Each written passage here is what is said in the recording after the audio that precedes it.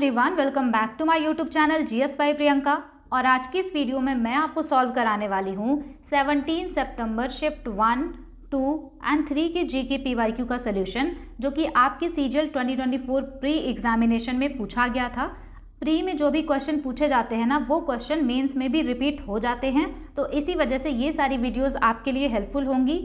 इस वीडियो को स्टार्ट करने से पहले मैं आपको ये बता दूं कि जो सारे क्वेश्चंस हैं ना, वो नीचे हिंदी में भी लिखे हुए हैं, तो वहाँ पे भी मैं आंसर मार्क कर दूंगी। आज की क्लास में मैं आपको 17 सितंबर के सारे शिफ्टों का सोल्यूशन कराऊंगी, लेकिन अगर आप स्टार्टिंग से देखेंगे ना तो आपको ज़्यादा बेनिफिट होगा, क्योंकि बहुत सारे क्वेश्चन ना रिपीट हो जाते हैं। तो वहाँ पे मैंने और भी ज़्यादा डिटेल में बताया है स्टार्टिंग से, तो आप प्लेलिस्ट में जाके वहाँ से स्टार्ट करिएगा। चलिए फिर बिना किसी देरी के क्लास को स्टार्ट करते हैं क्वेश्चन नंबर 1 से। क्वेश्चन नंबर 1 है, identify the Indian classical dancer associated with Kathak. यहाँ पर आपसे क्वेश्चन पूछा है कि क्लासिकल डांसर कथक से रिलेटेड कौन है, ये आपको आइडेंटिफाई करना है। राइट आंसर हो जाएगा ऑप्शन 3, रोहिणी भाटे। यहाँ पे जो पहला ऑप्शन लिखा है ना, वेदांतम सत्यनारायण शर्मा, ये रिलेटेड थे कुचिपुड़ी से, लेकिन जब एग्जाम में क्वेश्चन पूछा जाता है ना, तो यहाँ पे ये पूरा फुल फॉर्म नहीं देते, वी सत्यनारायण शर्मा लिख के देते हैं। तो आप समझ जाइएगा कि इन्हीं का नाम पूछा जा रहा है, ये कुचिपुड़ी से रिलेटेड थे।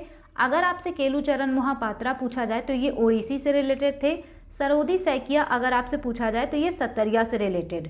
अब यहाँ से आपको कथक के बारे में कुछ इंपॉर्टेंट चीज़ें याद रखनी हैं। कथक को कहा जाता है डांस ऑफ स्टोरी टेलर्स, यानी कथाकारों का नृत्य। इनसे रिलेटेड हो जाएंगे बिरजू महाराज, जो कि कालका बिंदादिन घराना जो लखनऊ का है उससे बिलोंग करते थे, और ये क्वेश्चन भी प्रीवियस ईयर में कई बार रिपीट हुआ है। नेक्स्ट आपको याद रखना है सितारा देवी, रोशन कुमारी, शोभना नारायण, माया राव, कुमुदनी लाखिया, अच्छन महाराज, ये सभी रिलेटेड हैं कथक से। नेक्स्ट आपको एक पॉइंट और भी याद रखना है, एक बार ये एसएससी के एग्जाम में पूछा गया था। वाजिद अली शाह के अंडर में जो कथक था ना, वो बहुत ज़्यादा डेवलप हुआ था, तो इनको जो है कथक में कंट्रीब्यूशन के लिए भी जाना जाता है। नेक्स्ट पॉइंट आपको याद रखना है कि लखनऊ घराना का फाउंडर अगर आपसे पूछा जाए तो वो हो जाएंगे ईश्वरी प्रसाद, और इनसे भी क्वेश्चन कई बार एग्जाम में पूछा है। अगला पॉइंट है, Kathak has 3 distinct tradition. Kathak में ना 3 इंपॉर्टेंट घराना है, एक तो बनारस घराना, लखनऊ घराना और जैतपुर घराना। अगर आपसे पूछा जाए कि क्लासिकल डांस जो हैं उनका मेंशन कहाँ पर मिलता है, तो वो मिलता है नाट्यशास्त्र में। नाट्यशास्त्र को लिखा था भरत मुनि ने, और नाट्यशास्त्र को ना 5th वेदा कहते हैं, ये पॉइंट भी आपको याद रखना है। नेक्स्ट पॉइंट है, उदय शंकर को जाना जाता है fusion style of dance create करने के लिए। ये क्वेश्चन ना MTS 2023 में पूछा था, लेटेस्ट 2024 के एग्जाम में भी ये पूछा गया है, तो ज़रूर याद रखिएगा कि fusion style of dance create करने के लिए उदय शंकर जी को जाना जाता है। अगला क्वेश्चन है, British parliament introduced Indian high courts act in which year. यहाँ पर आपसे क्वेश्चन पूछा है कि ब्रिटिश पार्लियामेंट ने इंडियन हाई कोर्ट एक्ट कब इंट्रोड्यूस किया था। राइट आंसर हो जाएगा ऑप्शन 2, 1861 में, ये ईयर होगा, इसको ज़रूर याद रखिएगा। नेक्स्ट आपको यहाँ से एक पॉइंट याद रखना है कि फर्स्ट हाई कोर्ट अगर आपसे पूछा जाए इंडिया का कौन सा था, तो वो था कलकत्ता हाई कोर्ट, और ये CHSL 2020 में शायद पूछा गया था ये क्वेश्चन।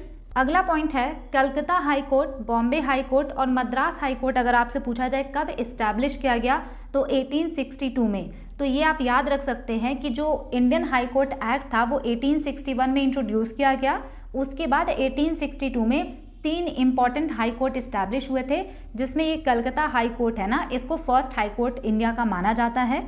नेक्स्ट हम यहाँ पे पढ़ेंगे कुछ आर्टिकल्स जो कि हाई कोर्ट से रिलेटेड हैं। इसके बारे में भी हम पहले शिफ्टों में डिस्कस कर चुके हैं, लेकिन आपको यहाँ से रिवाइज करना है कि अगर आपसे पूछा जाए कि हाई कोर्ट स्टेट में होना चाहिए, ये किस आर्टिकल में लिखा है, तो ये लिखा है आर्टिकल 214 में।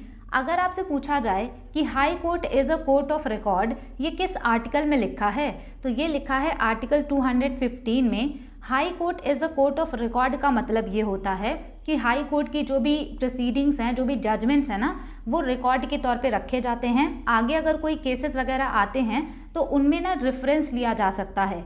सेम यही होता है सुप्रीम कोर्ट के साथ भी। Supreme court is a court of record अगर आपसे ये पूछे तो वो लिखा हुआ है आर्टिकल 129 में। नेक्स्ट आपको याद रखना है कि हाई कोर्ट के पास ये पावर है कि वो रिट जारी कर सकते हैं, तो ऐसा किस आर्टिकल में लिखा है, ऐसा लिखा है आर्टिकल 226 में।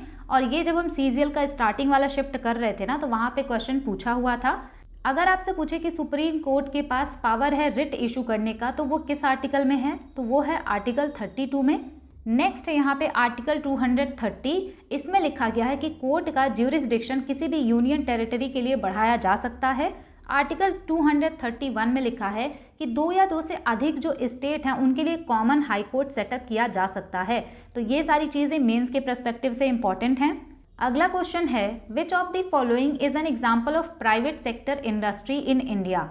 यहाँ पर आपसे कह रहा है कि प्राइवेट सेक्टर इंडस्ट्री का एग्जाम्पल कौन है, तो ये तो बहुत इजी है। प्राइवेट सेक्टर का मतलब होता है जिसका ओनरशिप प्राइवेट लोगों के हाथ में हो, यानी प्राइवेट प्लेयर्स के पास हो। राइट आंसर हो जाएगा option 2, Tata iron and steel company, TISCO. और ये कब इस्टेब्लिश हुआ था, ये पूछा गया था CGL 2022 के एग्जाम में, तो इसको इस्टेब्लिश किया गया था 1907 में। नेक्स्ट क्वेश्चन है, in which of the following years was the Election Commission of India founded. यहाँ पर आपसे कह रहा है कि भारत का जो निर्वाचन आयोग है उसको कब स्थापित किया गया था। राइट आंसर हो जाएगा ऑप्शन 3, 1950 में इसको इस्टेब्लिश किया गया था। यहाँ से आपको कुछ और पॉइंट याद रखने हैं। सबसे पहले अगर आपसे पूछे जाए कि चीफ इलेक्शन कमिश्नर कौन थे, तो वो थे सुकुमार सेन। इनके बारे में भी बहुत बार क्वेश्चन पूछा है। अगर आपसे पूछे कि इलेक्शन कमीशन का आर्टिकल कहाँ से कहाँ तक है, तो आर्टिकल 324 से लेके 329 तक। नेशनल वोटर्स डे अगर आपसे पूछे कब सेलिब्रेट किया जाता है, तो 25 जनवरी को नेशनल वोटर्स डे मनाया जाता है। नेक्स्ट पॉइंट यहाँ पे जो लिखा है ना, वो बहुत ही ज़्यादा इंपॉर्टेंट है मेंस के पर्सपेक्टिव से। आपको याद रखना है कि इलेक्शन कमीशन जो है, यानी कि चुनाव आयोग, ये मल्टी मेंबर बॉडी कब बना था, तो 1989 में ईयर पूछा हुआ है। मल्टी मेंबर्ड बॉडी होने का मतलब ये है कि इलेक्शन कमीशन में 3 मेंबर होते हैं, जिनमें से एक होते हैं चीफ इलेक्शन कमिश्नर और बाकी 2 होते हैं वो इलेक्शन कमिश्नर होते हैं। नेक्स्ट पॉइंट आपको याद रखना है कि वोटिंग एज को रिड्यूस किया गया था 1989 में। अगर आपसे पूछे कि किस संविधान संशोधन के द्वारा इसको रिड्यूस किया गया था, तो 61st कॉन्स्टिट्यूशनल अमेंडमेंट एक्ट के द्वारा वोटिंग एज को 18 ईयर्स कर दिया गया था। ये पॉइंट यहाँ पे इंपॉर्टेंट हो जाता है मेंस के पर्सपेक्टिव से कि अगर आपसे पूछे कि वोटिंग एज जब रिड्यूस किया गया था तो किस आर्टिकल में अमेंडमेंट हुआ था, तो आर्टिकल 326 में अमेंडमेंट किया गया था। अगर आपसे पूछे कि उस टाइम पे प्राइम मिनिस्टर कौन थे, तो राजीव गांधी उस टाइम पे प्राइम मिनिस्टर थे।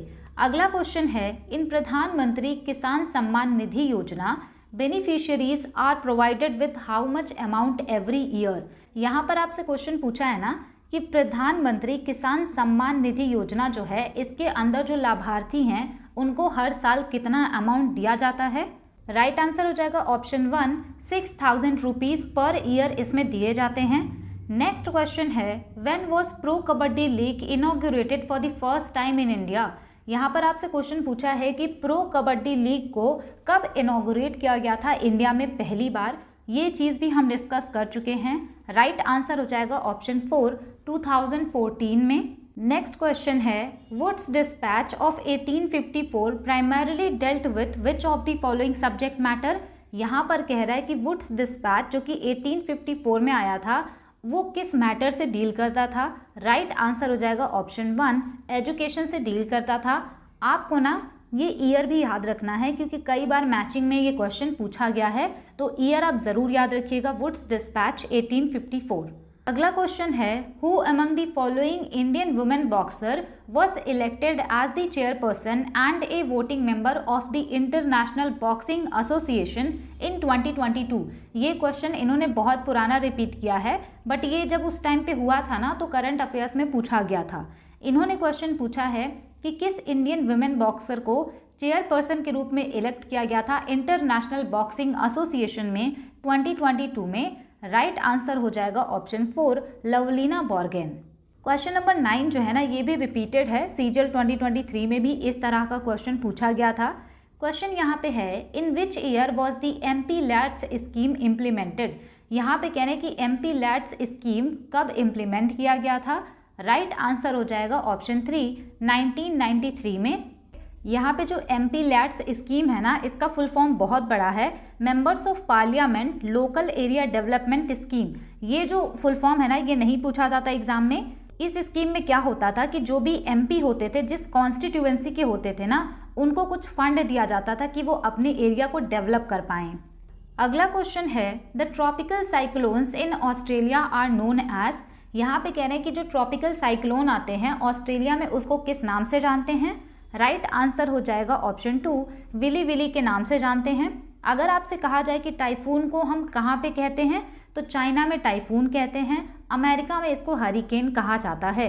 और ये क्वेश्चंस भी बहुत ज़्यादा सिंपल थे, कई बार ये पूछे गए हैं। अगला क्वेश्चन है which of the following pairs is incorrectly match. यहाँ पे कह रहे हैं कि कौन सा जोड़ा यहाँ पे गलत मैच है। पहला इन्होंने लिखा है कि लैक्टोज मिल्क, तो ये तो सही है कि लैक्टोज जो होता है ना वो मिल्क में होता है। नेक्स्ट इन्होंने कहा स्टार्च, ये एग यॉक में होता है, यानी कि जो एग का येलो कलर का जो पार्ट होता है उसमें। थर्ड यहाँ पे है फ्रक्टोज ग्रेप्स में होता है, तो ये तो मैंने आपको बताया था कि जो फ्रूट्स होते हैं ना उसमें फ्रक्टोज शुगर पाया जाता है।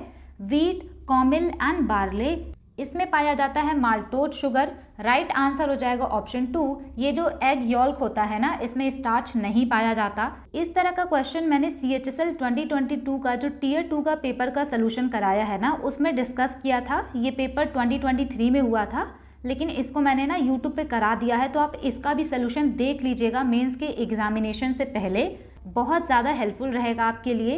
अगला क्वेश्चन है मैच दी फॉलोइंग आइटम्स। यहाँ पे जो चीज़ें दी हुई हैं लिस्ट 1 में उसको आपको मैच कराना है लिस्ट 2 से।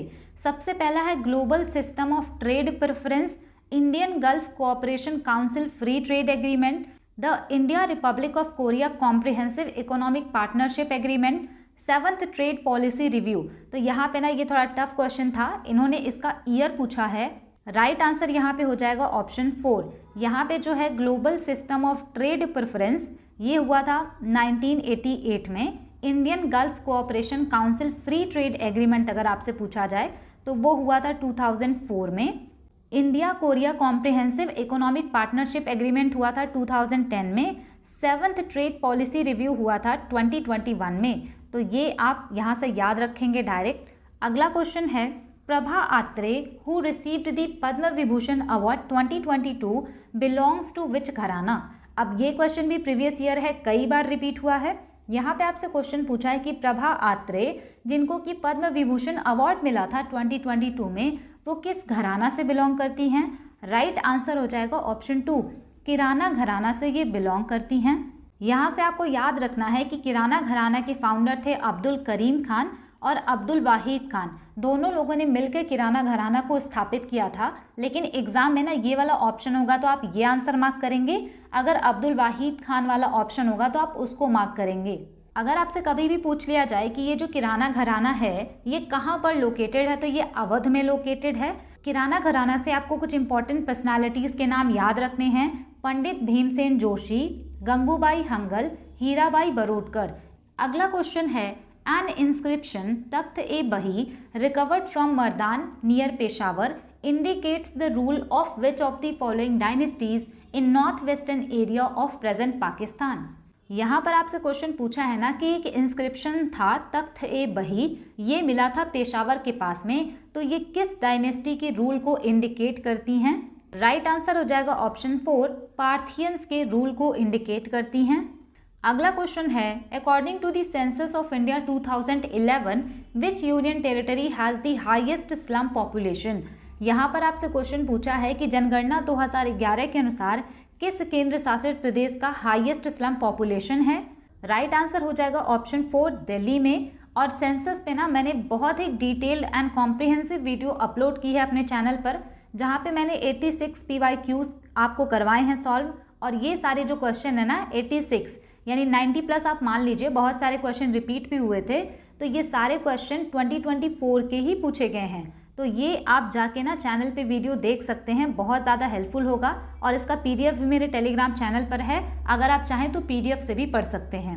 अगला क्वेश्चन है if GNP is 16% higher than the last year and the rate of inflation is 9%, production in the economy has grown by.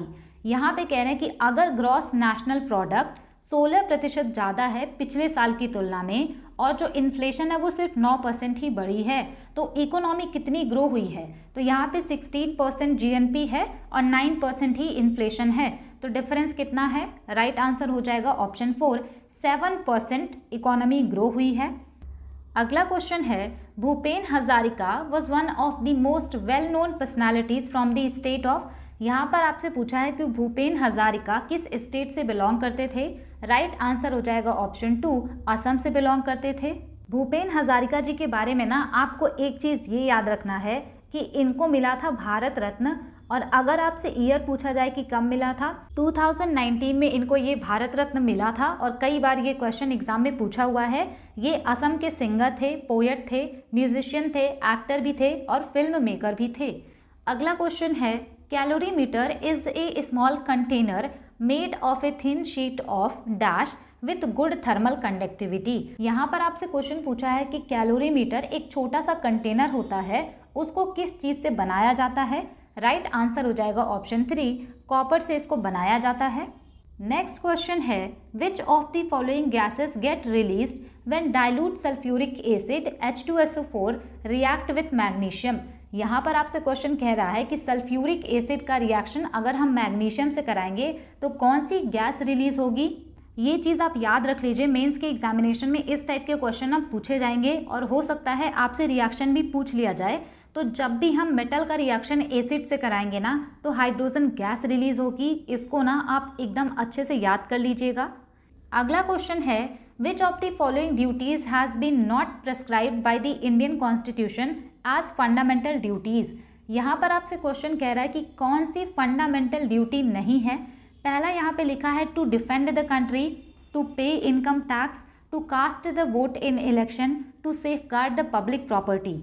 Right answer हो जाएगा ऑप्शन 3। यहाँ पे जो इनकम टैक्स पे करने की बात हो रही है और वोट देने की बात हो रही है, ये दोनों फंडामेंटल ड्यूटी के कैटेगरी में नहीं आती। यहाँ से आपको याद रखना है कि अगर आपसे पूछा जाए कि फंडामेंटल ड्यूटीज़ को किस कॉन्स्टिट्यूशनल अमेंडमेंट एक्ट से जोड़ा गया था, तो 42nd कॉन्स्टिट्यूशनल अमेंडमेंट एक्ट 1976 से 10 फंडामेंटल ड्यूटीज़ जोड़ी गई थी। लेकिन अगर आपसे पूछे कि 11th फंडामेंटल ड्यूटी कब जोड़ी गई थी, तो ये 82nd कॉन्स्टिट्यूशनल अमेंडमेंट एक्ट से जोड़ी गई थी 2002 में। कई बार ये क्वेश्चन पूछा हुआ है। अगर आपसे पूछा जाए कि किस कमेटी के रिकमेंडेशन पे इसको जोड़ा गया था, तो स्वर्ण सिंह कमेटी के रिकमेंडेशन पे जोड़ा गया था।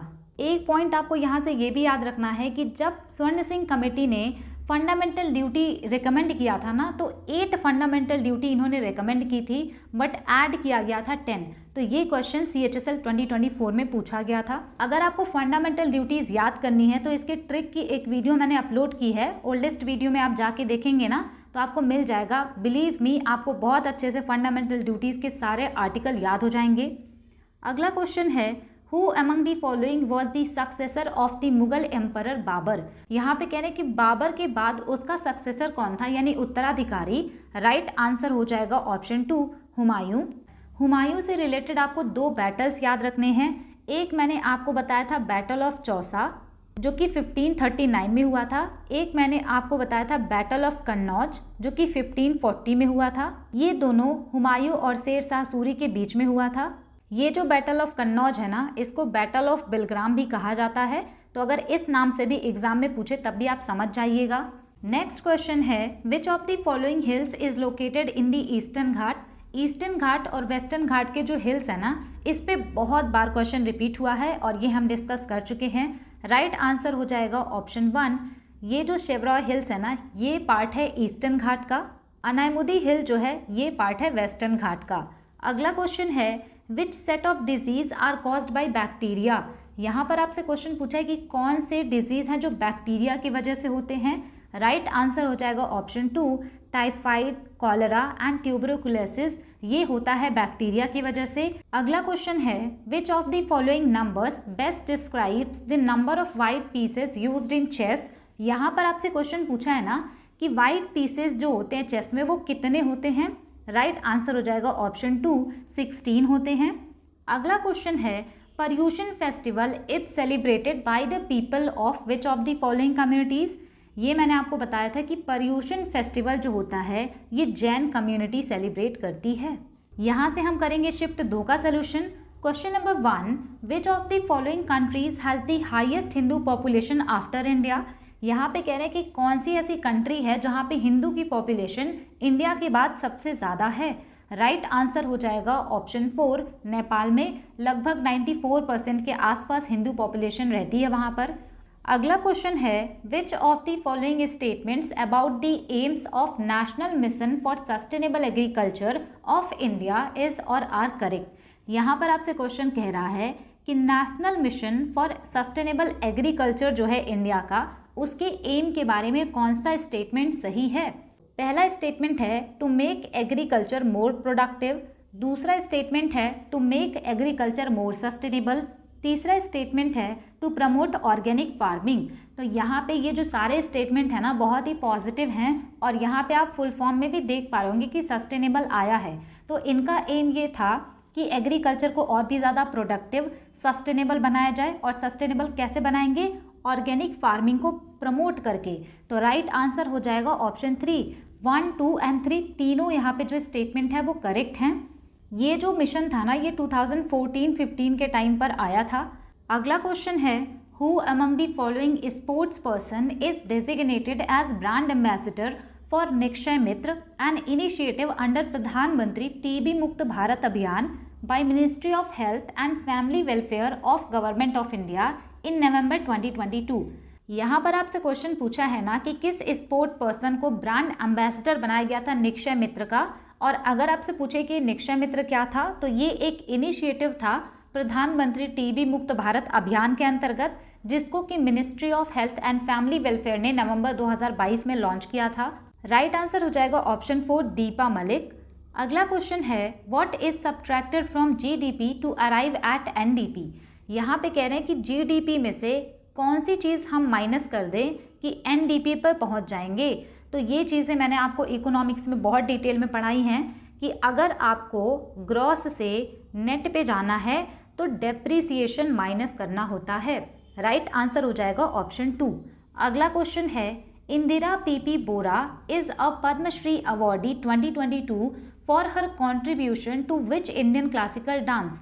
यहाँ पर आपसे क्वेश्चन पूछ रहा है ना कि इंदिरा पीपी बोरा इनको मिला था पद्मश्री 2020 में, तो किस क्लासिकल डांस से ये रिलेटेड हैं। राइट आंसर हो जाएगा ऑप्शन 1, सतरिया से। यहाँ से आपको सतरिया के बारे में कुछ इंपॉर्टेंट चीज़ें याद रखनी हैं। ये असम का क्लासिकल डांस है, भावना और अंकिया नाट इससे रिलेटेड हैं।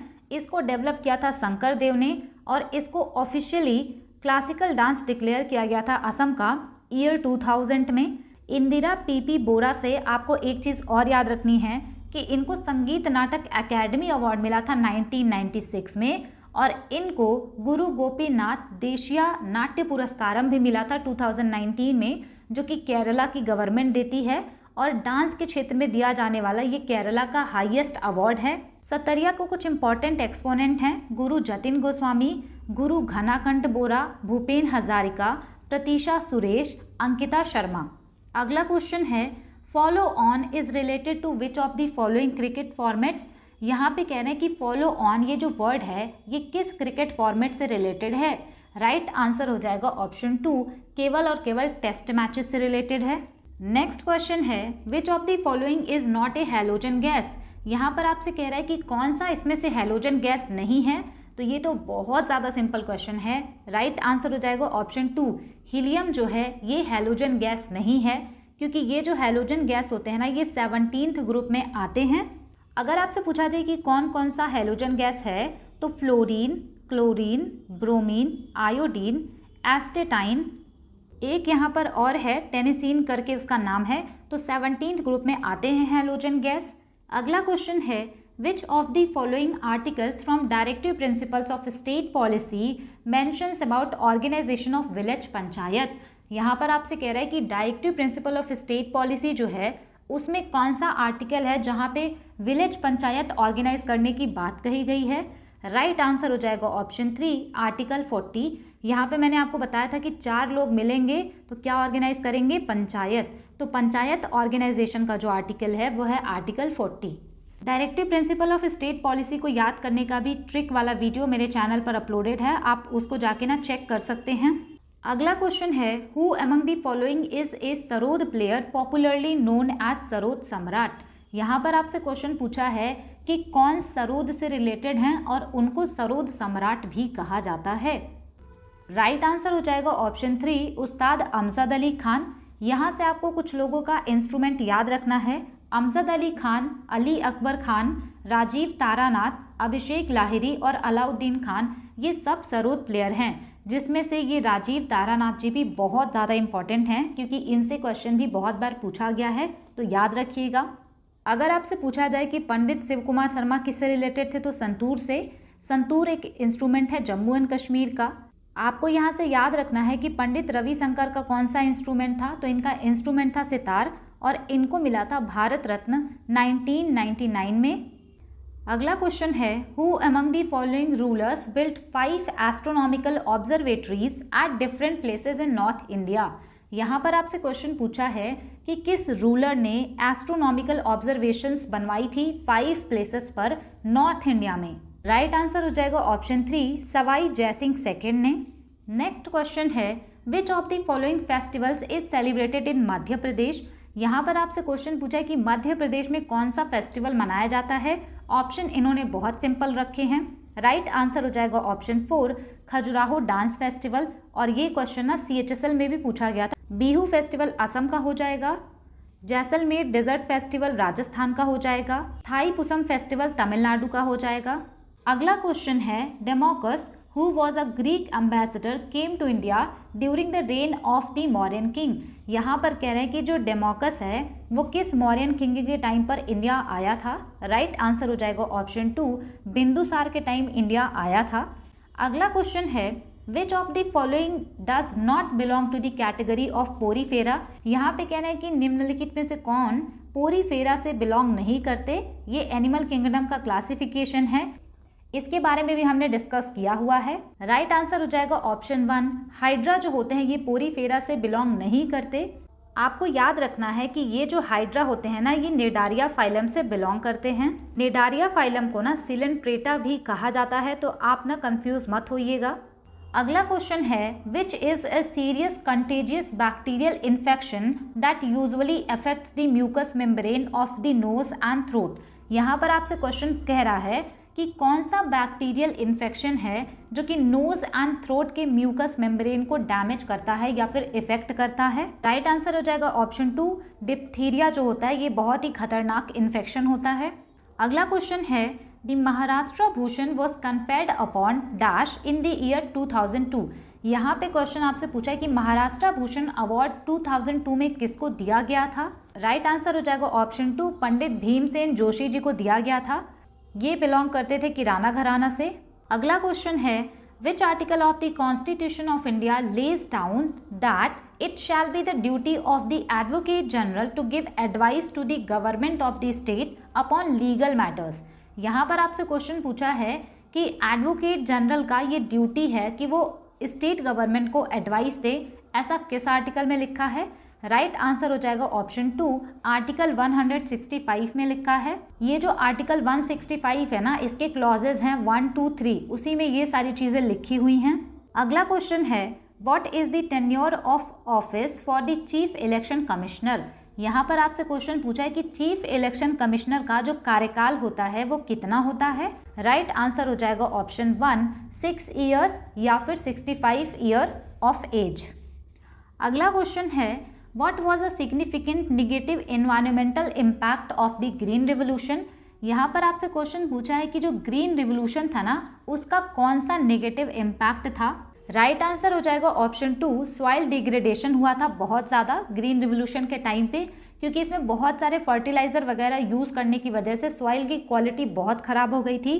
अगर आपसे पूछा जाए कि ये ग्रीन रिवोल्यूशन कितने फेजेस में आया था, तो 2 फेजेस थे इसके। अगर आपसे पूछा जाए कि ये ग्रीन रिवोल्यूशन जो टर्म है इसको किसने क्वाइन किया था, तो विलियम गॉड ने इसको क्वाइन किया था।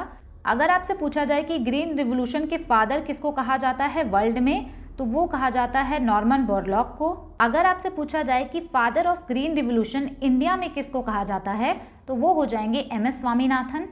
अगला क्वेश्चन है, which of the following peninsular rivers falls into the Arabian Sea. यहाँ पर आपसे क्वेश्चन पूछा है कि कौन सी रिवर है जो अरेबियन सी में ड्रेन होती है। मतलब ये जो पेनिनसुलर इंडिया है ना, यहाँ पे है बे ऑफ बंगाल और यहाँ पे है अरेबियन सी। तो यहाँ पे जो रिवर्स आके ड्रेन होती है ना, उसको हम कहते हैं east flowing river.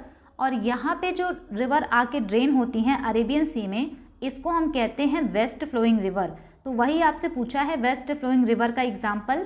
Right answer हो जाएगा ऑप्शन 3 साबरमती रिवर। यहाँ से ना आपको कुछ चीज़ें याद रखनी है कि कौन कौन सी रिवर ईस्ट फ्लोइंग है, यानी कि बे ऑफ बंगाल में ड्रेन होती है, कौन कौन सी वेस्ट फ्लोइंग है, मतलब जो कि अरेबियन सी में ड्रेन होती है। तो यहाँ पे सबसे पहला वाला जो इमेज है ना, यहाँ पे ईस्ट फ्लोइंग रिवर दिया हुआ है। तो आप याद रखेंगे Kaveri river, Krishna river, Godavari river, Mahanadi river, ये इंपॉर्टेंट ईस्ट फ्लोइंग रिवर हैं। नेक्स्ट आपको यहाँ से याद रखना है वेस्ट फ्लोइंग रिवर, बहुत ज़्यादा इंपॉर्टेंट है ये। साबरमती, माही, नर्मदा एंड तापी जो हैं ये प्राइम एग्जाम्पल हैं वेस्ट फ्लोइंग रिवर्स के। Periyar river, Bharathapuzha river, Sharavati river, ये सारे इंपॉर्टेंट वेस्ट फ्लोइंग रिवर हैं। अगला क्वेश्चन है, in the ancient temple of Mahadev at Mahabaleshwar the spout emerging from the mouth of a cow statue is the source of which river basin. यहाँ पर आपसे question पूछा है कि एक प्राचीन मंदिर है महादेव का महाबलेश्वर में, वहाँ पे जो स्पाउट है ना, वहाँ से ऐसे पानी निकल रहा है, उसका इमेज मैं लगा दूंगी यहाँ पे। स्पाउट का मतलब होता है ट्यूब या पाइप लाइक स्ट्रक्चर जहाँ से लिक्विड सब्सटेंस बाहर निकलता है। तो वहाँ पे जो काऊ स्टैच्यू का स्पाउट है, वहाँ से कौन सा रिवर ओरिजिनेट हो रहा है या फिर किसका सोर्स माना जाता है। राइट आंसर यहाँ पे हो जाएगा ऑप्शन 2। उसको माना जाता है कि कृष्णा रिवर बेसिन का सोर्स है। यहाँ से आपको कृष्णा रिवर के बारे में कुछ इंपॉर्टेंट चीज़ें याद रखनी हैं। अगर आपसे पूछा जाए कृष्णा रिवर की ट्रिब्यूटरीज कौन कौन सी हैं, तो आप याद रखेंगे भीमा, तुंगभद्रा, घाटप्रभा, मालप्रभा, मूसी और कोयना। इसमें जो मूसी रिवर है ना, ये बहुत बार पूछा गया है, तुंगभद्रा भी, तो इसको आप याद रखिएगा। भीमा रिवर जो है ये कृष्णा रिवर की लॉन्गेस्ट ट्रिब्यूटरी है। अगला क्वेश्चन है, which of the following animals was the emblem of the Chola dynasty. यहाँ पर आपसे क्वेश्चन पूछा है कि कौन सा एनिमल सिंबल था चोला डायनेस्टी का। राइट आंसर हो जाएगा ऑप्शन 4 टाइगर। यहाँ से आप याद रखेंगे कि अगर आपसे पूछा जाए कि चेरा डायनेस्टी का एम्ब्लम या फिर सिंबल क्या था, तो वो था bow and arrow. Chola dynasty का था टाइगर और पांड्या डायनेस्टी का था फिश। यहाँ से आपको ना पोर्ट भी याद रखना है, क्योंकि ना कई बार स्टेटमेंट में एक्सचेंज करके दे देगा, तो आपको याद होना चाहिए। मुजीरी पोर्ट या फिर टोंडी पोर्ट ये था चेरा डायनेस्टी का। कैपिटल इनकी थी वंजी या फिर करूर। चोला डायनेस्टी का पोर्ट था पूहर और इनका जो कैपिटल था वो था तंजावुर या फिर तंजौर। पांड्या का जो पोर्ट था वो था कोरकई और इनकी कैपिटल थी मदुरई। यहाँ पे आपको ये भी याद रखना है कि मूवेंदर का मतलब होता था 3 ग्रेट किंग्स और वेंदर का मतलब होता था 3 डायनेस्टी, जो कि चेर, चोल और पांड्या डायनेस्टी को कहा जाता था। अगला क्वेश्चन है, समता सैनिक दल वॉज फॉर्म्ड इन 1927 बाई हुम अमंग द फॉलोइंग पर्सनालिटीज। यहाँ पर आपसे कह रहे हैं कि समता सैनिक दल 1927 में फॉर्म किया गया था, इसको किसने बनाया था। राइट आंसर हो जाएगा ऑप्शन 2 BR अम्बेडकर जी ने इसको बनाया था। अगला क्वेश्चन है, on the 29 October 2020 the ministry of science and technology launch the SERB power scheme, what is the objective of the scheme. यहाँ पर आपसे क्वेश्चन पूछा है ना कि SERB power scheme ministry of science and technology ने launch की थी, इसका ऑब्जेक्टिव क्या था। पहला स्टेटमेंट है to allow reservation for women in the parliament and judiciary, तो ये तो बिल्कुल नहीं है, बहुत पुराना इन्होंने पूछा है क्वेश्चन। राइट आंसर हो जाएगा option 3 to mitigate gender disparity in science and engineering research funding in various academic programmes and laboratories. अगला क्वेश्चन है, which of the following was the mascot of the Khelo India university games 2020। यहाँ पर आपसे question पूछा है कि खेलो India university game 2022 में जो हुआ था उसका मैस्कॉट क्या था। राइट आंसर हो जाएगा ऑप्शन 2, इसका मैस्कॉट था मोगा। यहाँ से आपको याद रखना है कि अगर आपसे पूछा जाए कि फर्स्ट खेलो इंडिया यूनिवर्सिटी गेम कब हुआ था, तो ये हुआ था 2020 में भुवनेश्वर ओडिशा में और इसमें विनर रहा था पंजाब यूनिवर्सिटी। इसका मैस्कॉट था अष्टलक्ष्मी जो कि बटरफ्लाई शेप का था।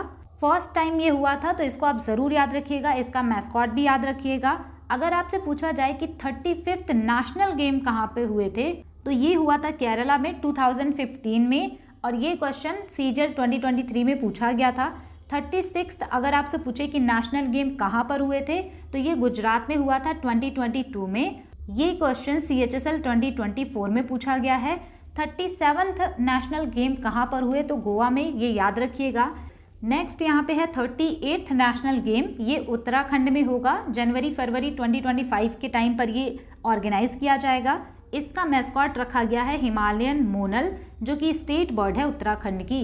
इस शिफ्ट का लास्ट क्वेश्चन है, the chemical formula of glucose is C6H12O6, the wait percentage of carbon in glucose is.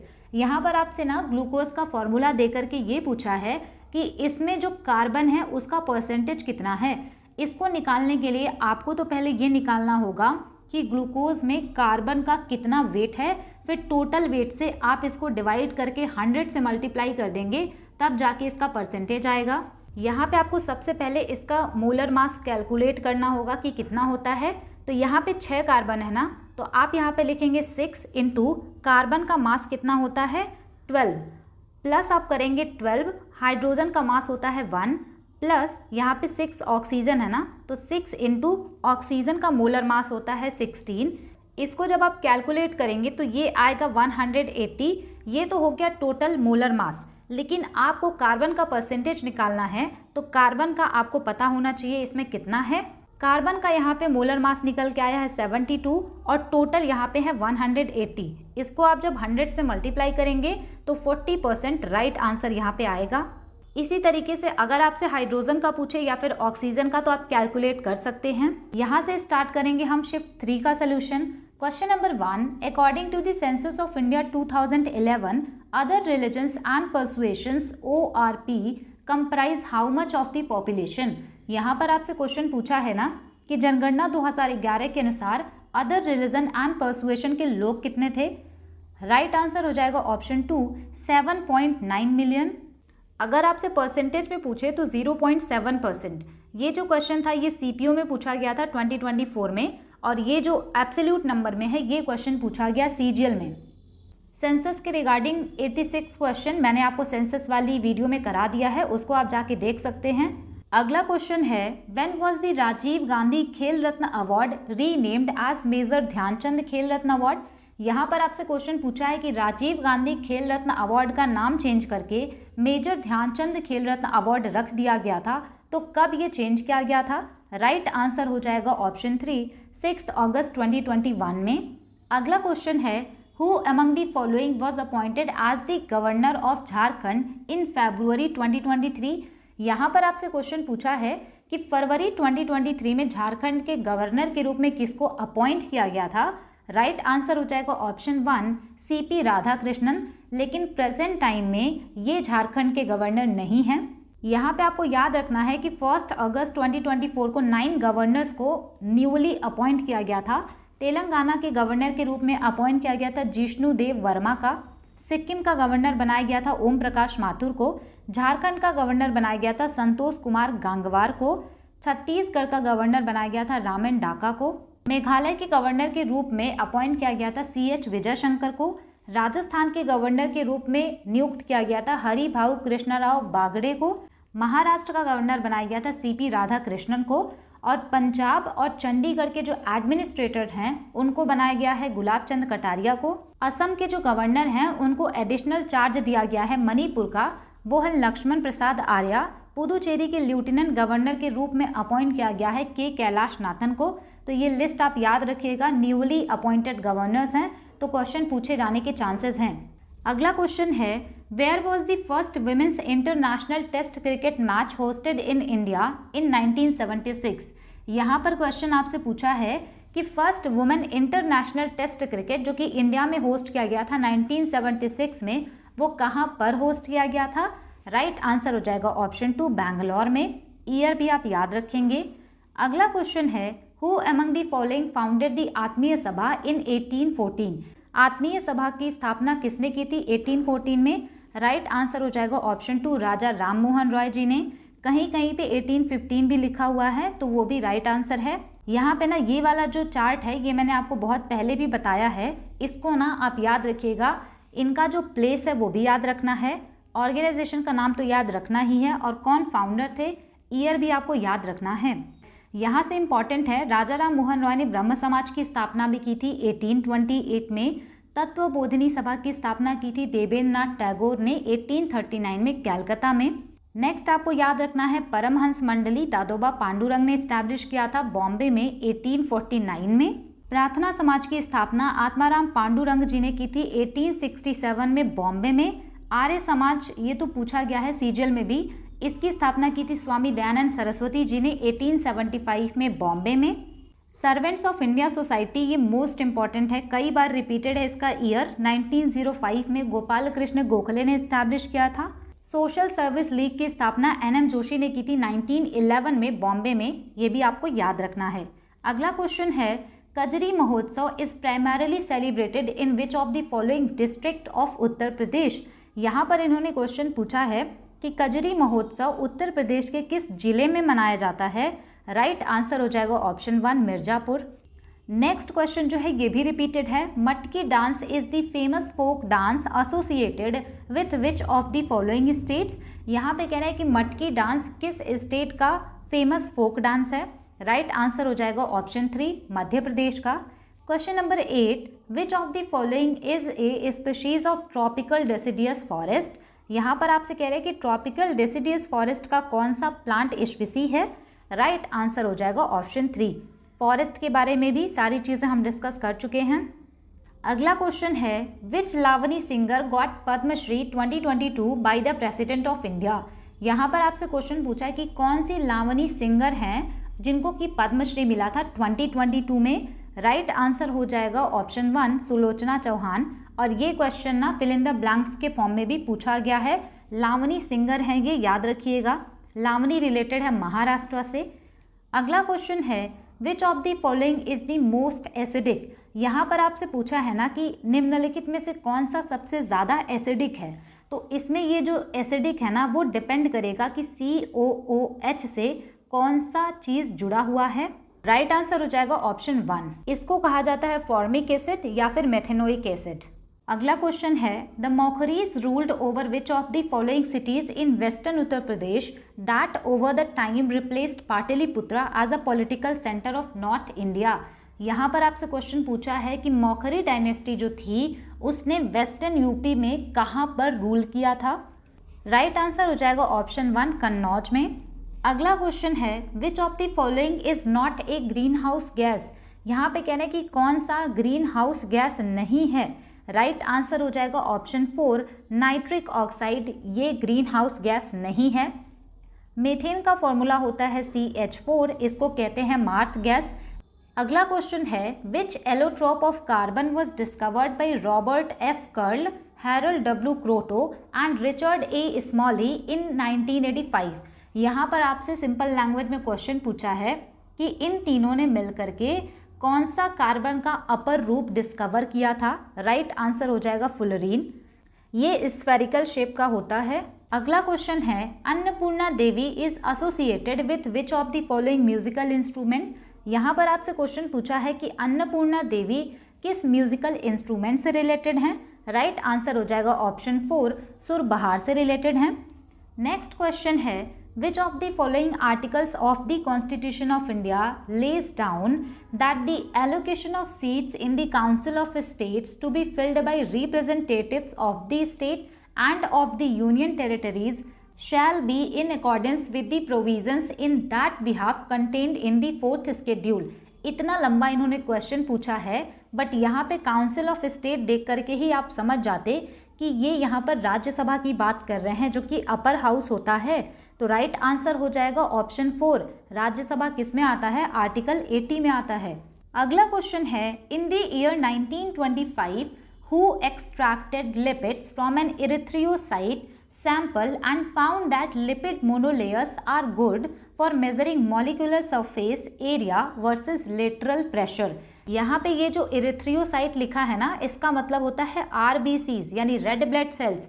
इसी से लिपिड एक्सट्रैक्ट किया था 1925 में गॉर्टर एंड ग्रेंडेल ने। अगला क्वेश्चन है, identify the sequence of implementation of the following taxes. यहाँ पर आपसे क्वेश्चन पूछा है ना कि जब जब ये टैक्सेस इम्प्लीमेंट किए गए थे तो उसका सीक्वेंस आपको फाइंड करना है। राइट आंसर हो जाएगा ऑप्शन 4। सबसे पहले लैंड रेवेन्यू लिया जाता था, फिर सेल्स टैक्स, उसके बाद आया मॉड वैट, उसके बाद आया सर्विस टैक्स। इसका फुल फॉर्म होता है मॉडिफाइड वैल्यू एडेड टैक्स। अगला क्वेश्चन है, under which of the following Pal kings patronage the Vikramshila university in 8th century in India was founded. यहाँ पे कह रहे हैं कि 8वीं शताब्दी में किसकी सहायता से विक्रमशिला यूनिवर्सिटी को फाउंड किया गया था। राइट आंसर हो जाएगा ऑप्शन 4, धर्मपाल ने विक्रमशिला यूनिवर्सिटी फाउंड किया था। अगला क्वेश्चन है, what is the amount of financial assistance provided per month to girls student studying in the government schools under the Tamil Nadu Pudhumai Penn scheme launched by the government of Tamil Nadu in 2023। ये जो question है ना, ये CHSL 2023 में भी पूछा गया था। यहाँ पे इन्होंने क्वेश्चन पूछा है कि तमिलनाडु की एक स्कीम थी पुदुमई पेन, उसमें ना जो भी गर्ल्स स्टूडेंट थी जो कि गवर्नमेंट स्कूल में पढ़ती थी तो उनको कितना अमाउंट दिया जाता था। राइट आंसर हो जाएगा option 3, 1000 rupees per month.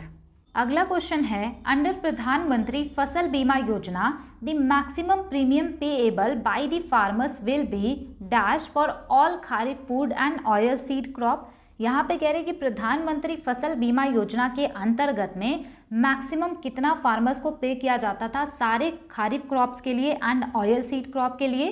Right answer हो जाएगा ऑप्शन 2, 2%। अगला क्वेश्चन है, what is the primary objective of the stand up India initiative. यहाँ पर क्वेश्चन आपसे पूछा है कि स्टैंड अप इंडिया इनिशिएटिव का प्राइमरी ऑब्जेक्टिव क्या था। राइट आंसर हो जाएगा option 3, to facilitate bank loan for SC, ST and women entrepreneurs. अगला क्वेश्चन है, which fundamental duty applies on you when you see a few school student on their educational trip to Humayun's tomb writing their names on the walls. इस तरह के question SSC में बहुत ज़्यादा पूछे जाते हैं। यहाँ पे ना आपको सिचुएशन दे दिया जाएगा और पूछा जाएगा कि कौन सा आर्टिकल यहाँ पे अप्लाई होगा। यहाँ पे वही क्वेश्चन पूछा है कि कुछ लोग ना हुमायूं के टॉम्ब की ट्रिप पे गए हैं, कुछ स्टूडेंट, और वहाँ पे ये अपना नाम लिख रहे हैं वहाँ की दीवारों पे। तो ये क्या कर रहे हैं, जो भी हमारा हेरिटेज है ना उसको खराब कर रहे हैं। राइट आंसर हो जाएगा option 1, to safeguard public property. जो पब्लिक प्रॉपर्टी है ना उसको सेफ गार्ड करना चाहिए। अगला क्वेश्चन है, in the second round table conference Mahatma Gandhi represented which of the following parties. Second round table conference में महात्मा गांधी जी ने किस पार्टी को रिप्रेजेंट किया था। राइट आंसर हो जाएगा इंडियन नेशनल कांग्रेस। अगर आपसे पूछे कि ये कब फॉर्म हुआ था तो 1885 में A.O. ह्यूम ने इसको फॉर्म किया था। अगला क्वेश्चन है, through which route is the majority of India's international trade carried out. यहाँ पे कह रहे कि इंडिया का जो अंतर्राष्ट्रीय ट्रेड होता है वो किस रूट से ज़्यादा होता है। राइट आंसर हो जाएगा option 2, sea and air. Last question है, which of the following options indicate the size of PPLO pleuropneumonia like organism. यहाँ पे कह रहे कि PPLO जो होते हैं उनका साइज क्या होता है। राइट आंसर हो जाएगा ऑप्शन 3, अबाउट 0.1 माइक्रोमीटर। यहाँ पे एंड होता है आपका 17 सितंबर के ऑल शिफ्टों का सोल्यूशन। अगर आप पहली बार देख रहे होंगे तो आप स्टार्टिंग से देखिएगा, क्योंकि बहुत सारे क्वेश्चन रिपीट हो रहे हैं ना, तो वही सारी चीज़ें हम बार बार रिपीट नहीं कर रहे हैं क्योंकि टाइम कम है एग्जाम में।